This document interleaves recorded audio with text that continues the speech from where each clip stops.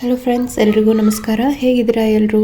ನಾವು ತುಂಬಾ ಚೆನ್ನಾಗಿದ್ದೀವಿ. ಐ ಹೋಪ್ ನೀವು ಕೂಡ ಚೆನ್ನಾಗಿದ್ದೀರಿ ಅನ್ನೋದು ನನ್ನ ಭಾವನೆ. Welcome back to my YouTube channel. ಇವತ್ತು ಆ್ಯಕ್ಚುಲಿ ನನಗೆ ತುಂಬ ಬ್ಯುಸಿ ಡೇ ಮತ್ತು ತುಂಬ ಇಂಪಾರ್ಟೆಂಟ್ ಡೇ ಅಂತಲೇ ಹೇಳ್ಬೋದು. ಇವತ್ತು ನಾನು ನನ್ನ ಮಗಳನ್ನ ಸ್ವಲ್ಪ ಹೊರಗಡೆ ಕರ್ಕೊಂಡು ಹೋಗಬೇಕು. ತುಂಬ ಇಂಪಾರ್ಟೆಂಟ್ ಕೆಲಸ ಇದೆ. ಆ್ಯಕ್ಚುಲಿ ಎರಡು ವಾರದಿಂದ ನಾನು ಪೋಸ್ಟ್ಪೋನ್ ಮಾಡ್ತಾ ಇದ್ದೆ, ಬಿಕಾಸ್ ನಾನೇ ಮೆಂಟಲಿ ಪ್ರಿಪೇರ್ ಇರಲಿಲ್ಲ ಆ ಕೆಲಸಕ್ಕೆ. ಹೀಗಾಗಿ ಪೋಸ್ಟ್ಪೋನ್ ಮಾಡ್ತಾನೇ ಇದ್ದೆ. ಬಟ್ ಜಾಸ್ತಿ ಪೋಸ್ಟ್ಪೋನ್ ಮಾಡೋಕ್ಕಾಗಲ್ಲ. ಅದಕ್ಕೆ ಇವತ್ತು ಹೋಗಲೇಬೇಕು ಅಂತ ಡಿಸೈಡ್ ಆಗಿದೆ. ಹೀಗಾಗಿ ನಾನು ಬೆಳಗ್ಗೆ ಬೇಗ ಕುಕ್ಕಿಂಗ್ ಮಾಡ್ತಾಯಿದ್ದೀನಿ. ಸೊ ಇದು 1 ಪಾಟ್ ಮೀಲ್ನ ನಾನು ಮಾಡ್ತಾಯಿದ್ದೀನಿ. ಸೊ ಬೇಗನೂ ಆಗುತ್ತೆ ಮತ್ತು ನಾನು ಹೊರಗಡೆ ಹೋಗೋಕ್ಕೂ ನನಗೆ ಈಸಿ ಆಗುತ್ತೆ ಅಂತ. ಇವತ್ತು ನಾನು ಮಾಡ್ತಾ ಇರೋದು ಚಪಾತಿಯಲ್ಲಿ ಬೇಳೆ ಕಡುಬು ಅಂತ, ನಾವು ಇಂಡಿಯನ್ ಪಾಸ್ತಾ ಅಂತಲೂ ಕರಿಬೋದು. ಇದಕ್ಕೆ ಬೇಕಾಗುವಂಥ ಸಾಮಗ್ರಿಗಳನ್ನು ನಾನು ಹೇಳ್ತಾ ಹೋಗ್ತೀನಿ. ಇದಕ್ಕೆ ಫಸ್ಟ್ ನಾನು ಕಡಾಯಿನಲ್ಲಿ ಎಣ್ಣೆನ ಹಾಕಿದೆ. ಎಣ್ಣೆ ಬಿಸಿ ಆದಮೇಲೆ ಜೀರಿಗೆ, ಸಾಸಿವೆ, ಬೆಳ್ಳುಳ್ಳಿ, ಆಮೇಲೆ ಸ್ವಲ್ಪ ಅಲ್ಲ, ಕರಿಬೇವು, ಕೆಂಪು ಮೆಣಸಿನ್ಕಾಯಿ. ಒಗ್ಗರಣೆಗೆ ಎಲ್ಲ ವೆರೈಟಿ ವೆಜಿಟೇಬಲ್ನ ಯೂಸ್ ಮಾಡ್ಬೋದು. ಇವತ್ತು ನನ್ನ ಹತ್ರ ಇದ್ದಂಥ ಆಪ್ಷನ್ಸ್ನ ನಾನು ಇಲ್ಲಿ ಬಳಸ್ತಿದ್ದೀನಿ. ಕ್ಯಾರೆಟ್, ಕ್ಯಾಪ್ಸಿಕಮ್ ಈ ಥರ ಸ್ವಲ್ಪ ಹುರ್ಕೊಳ್ಳಿ. ಆಮೇಲೆ ಇದಕ್ಕೆ ಈರುಳ್ಳಿನ ಹಾಕಿ, ಈರುಳ್ಳಿನೂ ಕೂಡ ಸ್ವಲ್ಪ ಕೆಂಪಾಗೋವರೆಗೂ ಸ್ವಲ್ಪ ಹುರ್ಕೋಬೇಕು.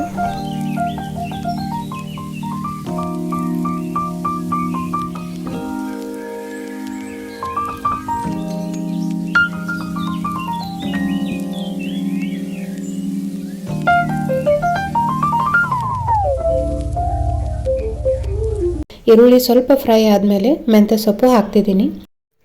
ಮೆಂತ್ಯನ ಸ್ವಲ್ಪ ಹುರ್ಕೊಳ್ಳಿ, ಯಾಕಂದರೆ ಹಸಿ ವಾಸನೆ ಹೋಗೋವರೆಗೂ ಸ್ವಲ್ಪ ಚೆನ್ನಾಗಿ ಹುರ್ಕೋಬೇಕಾಗತ್ತೆ.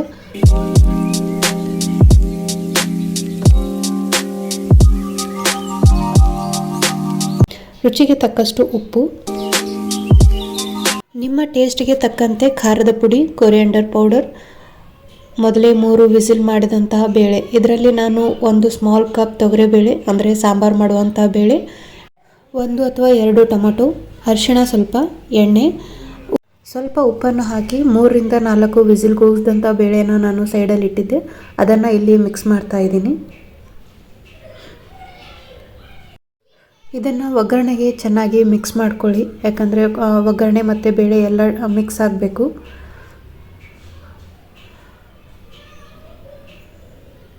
ಈ ಥರ ಚೆನ್ನಾಗಿ ಕಲಸಿದ್ಮೇಲೆ ಒಂದು ಸ್ವಲ್ಪ ಹೊತ್ತು ಬಿಡಿ. ಆಮೇಲೆ ಇದನ್ನು ನಾನು ಮೊದಲೇ ಬೇಳೆ ಕುದಿಸಿದಂಥ ಕುಕ್ಕರ್ಗೆ ಮತ್ತು ನಾನು ಟ್ರಾನ್ಸ್ಫರ್ ಮಾಡ್ತಾ ಇದ್ದೀನಿ. ಯಾಕಂದರೆ ನಾನು ಇಲ್ಲಿ 2 ರಿಂದ 3 ಜನಕ್ಕೋಸ್ಕರ ಇದನ್ನು ಮಾಡ್ತಾ ಇರೋದ್ರಿಂದ ನೀರು ಹಾಕಬೇಕಾಗತ್ತೆ. ಹೀಗಾಗಿ ನಾನು 2 ಗ್ಲಾಸ್ ನೀರಿಲ್ಲಿ ಹಾಕಿದ್ದೀನಿ. ಇದು ಚೆನ್ನಾಗಿ ಕುದಿ ಬರಬೇಕು. ಆಗ ಇದಕ್ಕೆ ಹುರಿದು ಪುಡಿ ಮಾಡಿಕೊಂಡಂಥ ಶೇಂಗಾ ಪುಡಿಯನ್ನು ಸೇರಿಸ್ತಾ ಇದ್ದೀನಿ. ಇದರಿಂದ ಒಳ್ಳೆ ಟೇಸ್ಟ್ ಮತ್ತು ಕನ್ಸಿಸ್ಟೆನ್ಸಿ ಬರುತ್ತೆ. ಇದು ಕೂಡ ಚೆನ್ನಾಗಿ ಕುದಿಬೇಕು. ಇದು ಕುದ್ದು ರೆಡಿಯಾಗೋವರೆಗೂ ನಾನೊಂದು ಚಪಾತಿನ ಲಟ್ಟಿಸ್ಕೊತೀನಿ. ಈ ಥರ ಒಂದು ಚಿಕ್ಕ ಉಳ್ಳೆನ ತಗೊಂಡು ನಾವು ಒಂದು ಚಪಾತಿನ ಲಟ್ಟಿಸ್ಕೋಬೇಕು.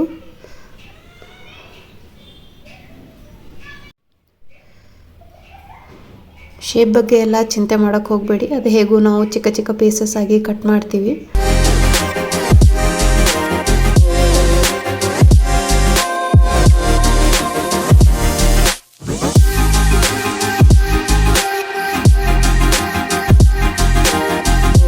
ಪೀಸ್ಗಳನ್ನು ನಿಮ್ಮ ಅಕಾರ್ಡಿಂಗಾಗಿ ಕಟ್ ಮಾಡಿ, ಬೇಕಿದ್ದರೆ ದೊಡ್ಡದಾಗೂ ಮಾಡ್ಬೋದು, ಚಿಕ್ಕದೇ ಮಾಡಬೇಕಂತ ಏನಿಲ್ಲ.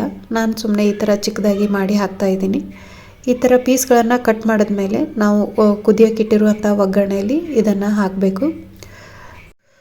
ನಾವು ಇದನ್ನು ಒಗ್ಗರಣೆಗೆ ಹಾಕುವಾಗ ಗ್ಯಾಸ್ನ ಫುಲ್ ಇಡಬೇಕು, ಇಲ್ಲಾಂದರೆ ಇದು ಒಂದಕ್ಕೊಂದು ಅಂಟ್ಕೊಳ್ಳುತ್ತೆ ಅಂತ ಹಾಗೆ ಮಾಡೋದು. ಇದೇ ಥರ 2 ರಿಂದ 3 ಚಪಾತಿನ ಲಟ್ಟಿಸ್ಕೊಂಡು ಈ ಥರ ಒಗ್ಗರಣೆಗೆ ಹಾಕಿ ಚೆನ್ನಾಗಿ ಮಿಕ್ಸ್ ಮಾಡಬೇಕು. ಈ ಥರ ಚೆನ್ನಾಗಿ ಕುದಿ ಬಂದಮೇಲೆ ಮೇಲ್ಗಡೆ ಲಿಡ್ನ ಕ್ಲೋಸ್ ಮಾಡಿಬಿಟ್ಟು ಕೆಳಗಡೆ ಗ್ಯಾಸ್ನ ಸಿಮ್ಮಲ್ಲಿ ಇಟ್ಟಿರಿ.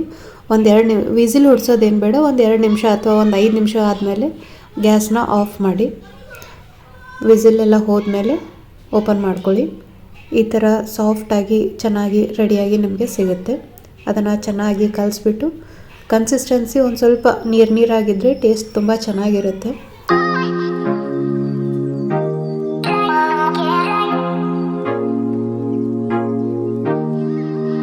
ಇದೆಲ್ಲ ಆದಮೇಲೆ ಮೇಲ್ಗಡೆ ಒಂದು ಸ್ವಲ್ಪ ಕೊತ್ತಂಬರಿನ ಉದುರಿಸ್ಬಿಟ್ಟು ಮತ್ತೊಂದು ಸತಿ ಮಿಕ್ಸ್ ಮಾಡಿ.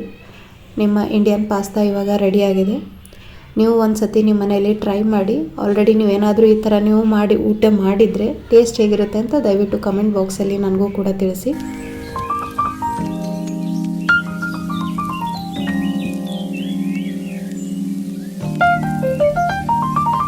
ಸೊ ನಮ್ಮದು 1 ಪಾಟ್ ಮೀಲ್ ಈಗ ರೆಡಿಯಾಗಿದೆ. ಇದಕ್ಕೆ ನಾವು ಮೇಲೆ ಒಂದು ಸ್ವಲ್ಪ ತುಪ್ಪ ಹಾಕ್ಕೊಂಡು ತಿಂದರೆ ಸಖತ್ತಾಗಿರುತ್ತೆ.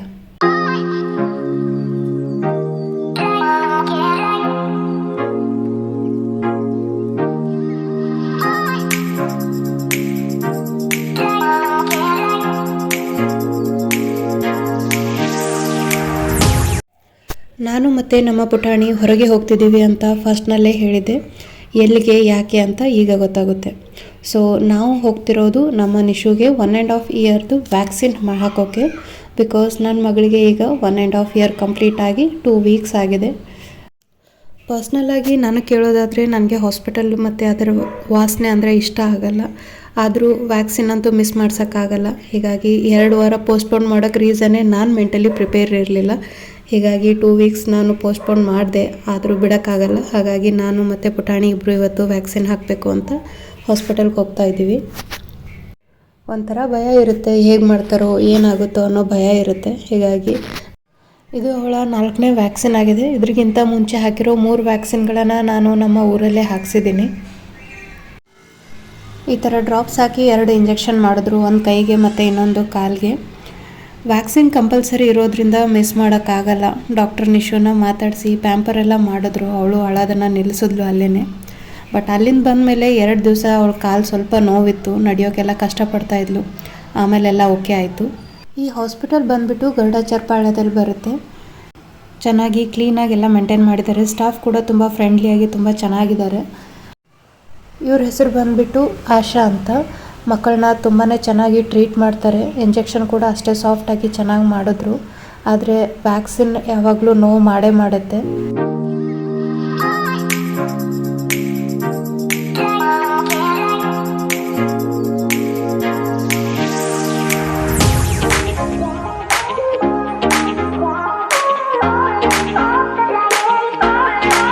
ಇಂಜೆಕ್ಷನ್ ಆದಮೇಲೆ ನಿಶು ತುಂಬಾ ಅಳ್ತಾ ಇದ್ಲು. ಡಾಕ್ಟ್ರು ತುಂಬಾ ಪ್ರೀತಿಯಿಂದ ಅವಳನ್ನ ಮಾತಾಡಿಸಿ ತುಂಬಾ ಪ್ಯಾಂಪರೆಲ್ಲ ಮಾಡಿದ್ರು. ಅವಳಿಗೆ ಪೆನ್ ಅಂದರೆ ತುಂಬಾ ಇಷ್ಟ. ಒಂದು ಪೆನ್ ಕೊಟ್ಟ ತಕ್ಷಣ ಅವಳು ಅಳೋದನ್ನೇ ನಿಲ್ಲಿಸಿದ್ಲು. ಕೈಗೆ ಅಷ್ಟೊಂದೇ ನೋವಾಗಿರಲಿಲ್ಲ, ಬಟ್ ಕಾಲಿಗೆ ಸ್ವಲ್ಪ ನೋವಾಗುತ್ತೆ. 1-2 ದಿವಸ ಸ್ವಲ್ಪ ನಡೆಯೋಕ್ಕೆ ಕಷ್ಟ ಬಿದ್ಲು. ಆಮೇಲೆ ಎಲ್ಲನೂ ಚೆನ್ನಾಗಿ ನಾರ್ಮಲ್ ಆದಳು. ಸೊ ಇದು ನನ್ನ ಗುರುವಾರದ ವಿಡಿಯೋ ಆಗಿತ್ತು. ಲೇಟಾಗಿ ವಿಡಿಯೋ ಹಾಕಿದ್ದಕ್ಕೆ ಕ್ಷಮೆ ಇರಲಿ. ನನ್ನ ಇವತ್ತಿನ ವಿಡಿಯೋ ಬಗ್ಗೆ ನಿಮ್ಮ ಅನಿಸಿಕೆಗಳನ್ನು ಕಮೆಂಟ್ ಬಾಕ್ಸ್ನಲ್ಲಿ ತಿಳಿಸಿ ಅಂತ ಹೇಳ್ತಾ ನೆಕ್ಸ್ಟ್ ವ್ಲಾಗ್ನಲ್ಲಿ ಮತ್ತೆ ಸಿಗ್ತೀನಿ. ಅಲ್ಲಿವರೆಗೂ ನಗ್ತಾ ಇರಿ, ನಗಿಸ್ತಾ ಇರಿ, ಒಟ್ಟಿನಲ್ಲಿ ಖುಷಿಯಾಗಿರಿ, ಪಾಸಿಟಿವ್ ಆಗಿರಿ ಅಂತ ಹೇಳ್ತಾ ನನ್ನ ಈ ವ್ಲಾಗ್ನ ಎಂಡ್ ಮಾಡ್ತಾ ಇದ್ದೀನಿ. Thank you for watching.